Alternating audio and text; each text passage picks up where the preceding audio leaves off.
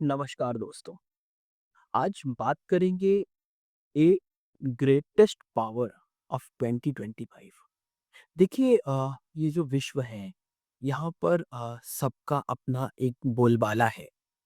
सब अपने आप को पावरफुल कहते हैं और कुछ है भी।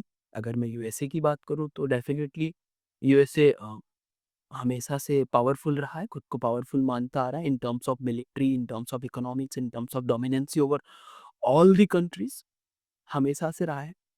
इसी में एक लिस्ट जारी होती है अभी हाल ही में, और ये लिस्ट जारी करता है एक ऑर्गेनाइजेशन जिसका नाम है 1945।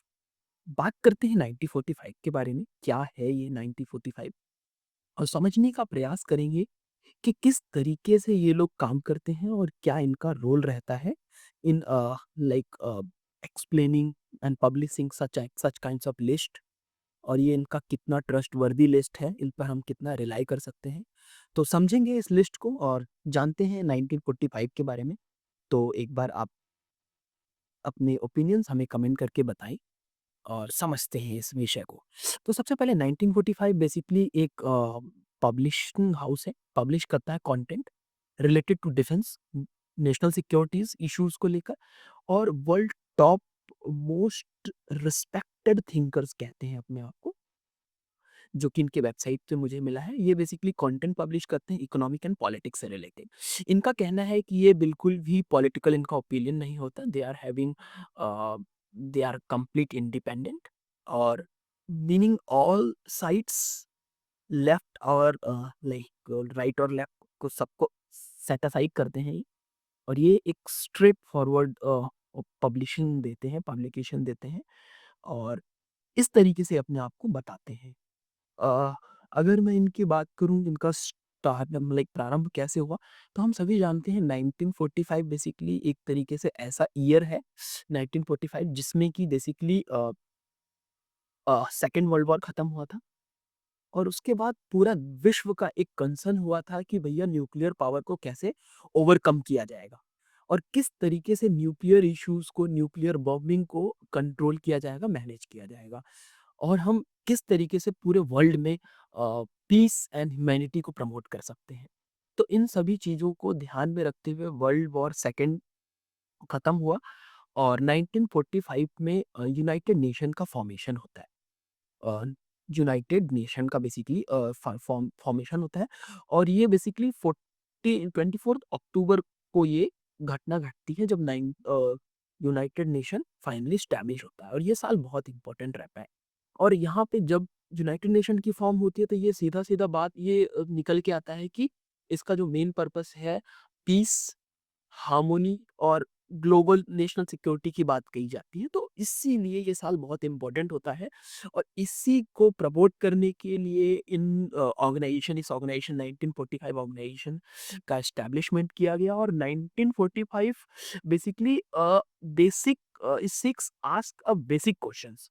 How does humanity cope with world that always seems to radical changes each day, like किस तरीके से प्रतिदिन चीज़ों में बदलाव हो रहे हैं, घटनाएँ घट रही हैं। इन्हीं सब चीज़ों को चेंज करने के लिए ये सारी चीज़ें आगे देखी जा रही हैं, मॉनिटर की जा रही है। तो हम आगे पहुँचते हैं, बात करते हैं जो इन लोगों ने अभी रिसेंट पब्लिकेशन किया है। ये बेसिकली 6 डे अगो की पब्लिकेशन है। अगर मैं आज की डेट से मैं बात करूँ तो ये लगभग ये पब्लिश हुआ है इनका अराउंड 9th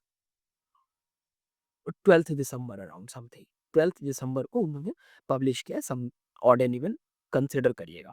6 डेज़ अगो ये पब्लिश किया गया है। अब ये क्या कहते हैं?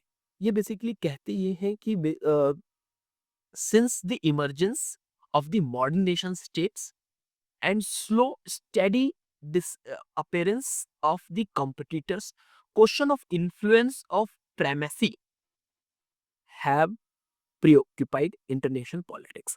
समझिए इंटरनेशनल पॉलिटिक्स में एक दूसरे से टाई अप्स होना, एक दूसरे के पावर्स को इस्तेमाल करना, एक दूसरे के साथ ट्रीटीज में इन्वॉल्व होकर अपने नेशन के को ग्रोथ की तरफ लेके जाना, एक बहुत बड़ा इम्पोर्टेंट एलिमेंट्स होते हैं, और इन्हीं एलिमेंट्स में जो पावर होता है, रॉ मिलिट्री पावर, बाकी सारी चीज़ों का बहुत बड़ा योगदान होता है। और इसी बेसिस पर एक लिस्ट जारी की जाती है यहाँ पर। इस लिस्ट का बेसिकली जो पर्पस है ये इस तरीके से है कि अ, जो पावर ग्रेट पावर्स हैं 2025 की जो होने वाली, बहने वाली आने वाले समय में, लगभग हमारे पास 21 या 22 दिन बचे हैं। माफ़ कीजिएगा 11 या 12 दिन बचे हुए हैं नए साल स्टार्ट होने में, 2025 स्टार्ट होने में। उससे पहले हम जान लेते हैं कि 8 पावर्स क्या रहने वाली है और अभी के जब हम 2025 में जा रहे हैं तो हम कौन-सी ग्रेट पावर्स को नेक्स्ट ईयर तक लेके जाएँगे। तो चलिए समझते हैं। सबसे पहले बात करते हैं यहाँ पर रैंक 1 की। रैंक 1 दिया गया है यूनाइटेड स्टेट ऑफ अमेरिका को। अब क्यों दिया गया है यूनाइटेड स्टेट अमेरिका को? ऑब्वियसली कोई भी यहाँ पर पब्लिकेशन हाउस आए, पब्लिश करे, वो हमेशा यूनाइटेड नेशन को आगे ही रखेगी, यूनाइटेड स्टेट्स को आगे ही रखेगी। यूनाइटेड स्टेट्स की अगर मैं बात करूँ तो ये बेसिकली सबसे ज़्यादा वर्ल्ड्स ग्रेटेस्ट पावर अभी की कंसीडर की जा रही है और ये फर्स्ट टाइम बेसिकली 1918 में हुआ। ये चीज़ मिलिट्री पावर बिगिन एक्सपेंशन, इनका एक्सपेंशन 1918 से स्टार्ट हुआ और United States has a world's most most defence establishment. ये हम सभी वाकिफ हैं इस बात से लेकर कि हम लोग डिफेंस एस्टेब्लिश में ये यूनाइटेड स्टेट डिफेंस एस्टेब्लिशमेंट में नंबर 1 है। अगर मैं बात करूँ they are having how much they are having the potential. So US alliance founded primarily a relationship with the Britain and European. तो जब यूरोपियन और ब्रिटेन के साथ अलायंस होते हैं और इन सब लोगों के साथ आप एक स्ट्रॉन्ग पावर डेवलप करते हैं तो डेफिनेटली आपका जो पावर होता है बहुत हाई होता है। और डेमोग्राफिकली अगर देखा जाए तो United state faces uncertain issues आने वाले समय में।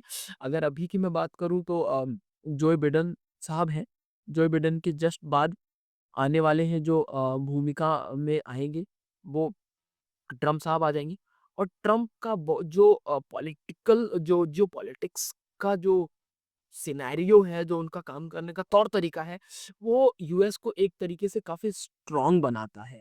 ये कहीं भी ये कहना बिल्कुल भी गलत नहीं होगा कि ये जो यूएस के लीडर्स हैं जिस तरीके से अपने आप को अपनी कंट्री के लिए समर्पित होते हैं या फिर अपने डेफिनेटली पॉलिटिक्स हर जगह है but how they are dominating just because they are very much sure about their geopolitics strategies. They are very confident about their powers and all. So ये सारी चीजें बहुत ज्यादा इफेक्टिव क्या बोल क्या स- कह सकते हैं कि हम बहुत ज्यादा पावरफुल उनको बनाता है। इनका जो कमिटमेंट है लाइक आने वाले समय में ट्रम्प एडमिनिस्ट्रेशन का ये both democracy as well as internationalism, तो इन सब चीजों के ऊपर के सीरियस क्वेश्चन डेफिनेटली उठाता है। But still United States is a huge and profoundly worthy and remarkably powerful country and looks poised to remain the top. So अगर मैं सेकंड कंट्री की बात करूं तो republic of China. Republic of China is like it is on the second rank. इनका second rank रहा है और इनका इकोनॉमिक एंड स्पेशली डेमोग्राफिक अगर ट्रांजैक्शन देखें तो काफ़ी ज़्यादा मिक्स्ड है, no negative over at all.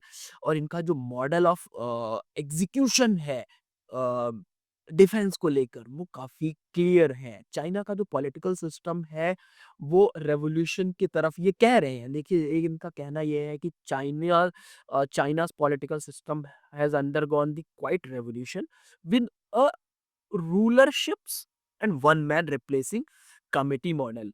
तो कहने का मतलब ये तो नेगेटिव पॉइंट है बट स्टिल अगर इसको हम देखें किस तरीके से ये एग्जीक्यूट कर रहे हैं चीज़ों को तो डेफिनेटली ये यही है कि भैया कुछ भी हो 1980s के बाद से भले ही वन मैन आर्मी यहाँ पे चल रहा है but still they are okay with it and second rank उनको रखा गया है।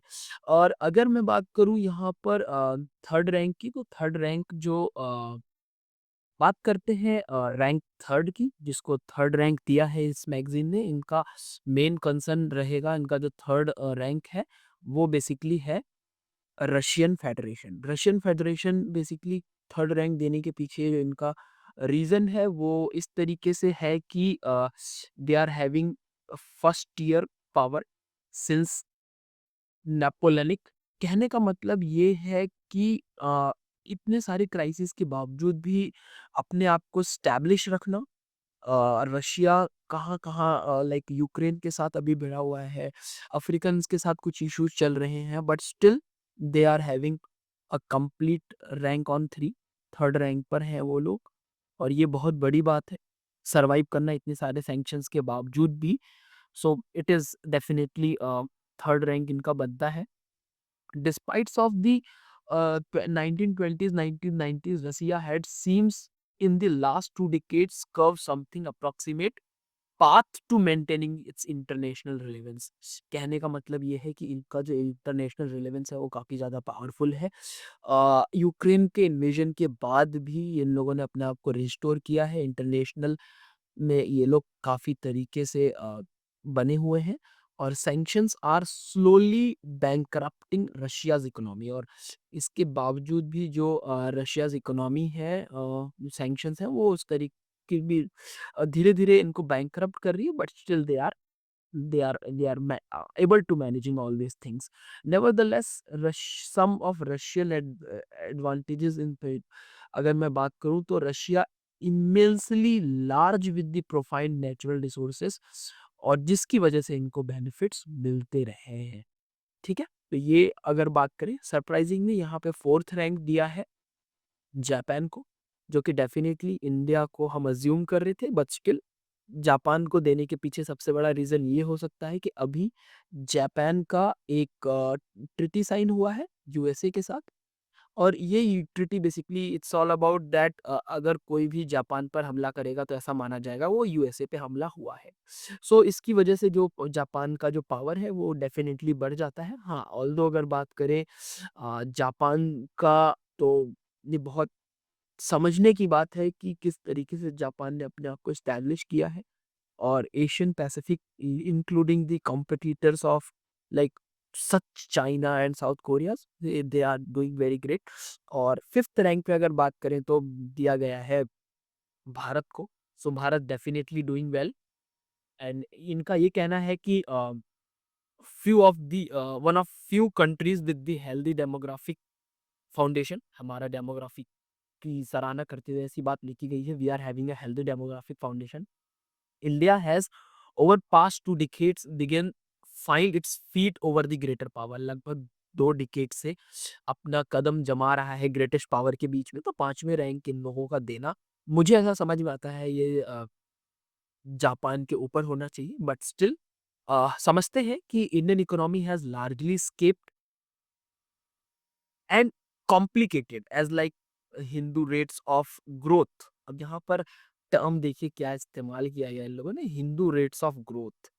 तो हालाँकि चलिए समझते हैं आगे, क्या लिखते हैं ये, India's relatively open political system has allowed give a home innovative technologies. Definitely ही अपना होम इनोवेटिव टेक्नोलॉजीज़ की जो बात कही गई है, tragically tightly linked with the global ecosystem. कहने का मतलब ये है कि जहाँ पे भारत खुद को अपने आप को बिल्ड अप कर रहा है, डेफिनिटली दैट्स फाइन, बट अगर नहीं कर पा रहा है तो हम किसी और के साथ एक अच्छे अलाई के साथ, अच्छे अलायंस के साथ मिलकर कंट्री की ग्रोथ में आगे बढ़ रहे हैं। तो ये ऐसा मानना है कि भारत का जो ये फ्यूचर है इस चीज को लेकर, ये स्ट्रेटजी को लेकर डेफिनेटली सराहनीय है। अगर मैं बात करूं मिलिट्री ट्रेल्स के बारे में, तो चाइना को हम लाइक डेफिनेटली चाइना स्ट्रॉन्गर है, और बट जो रिलेशनशिप है ब्रिटेन, फ्रांस और यूनाइटेड स्टेट्स लेकर, ये भारत को मजबूत बनाता है, इंक्लूडिंग रशिया एज वेल, जो कि मॉडर्न एस्पेक्ट्स, मॉडर्न टेक्नोलॉजीज हम उन लोगों के साथ परचेस कर रहे हैं। इसकी वजह से Bharat strong strong power hold करता है इन ग्लोबल टर्म्स में।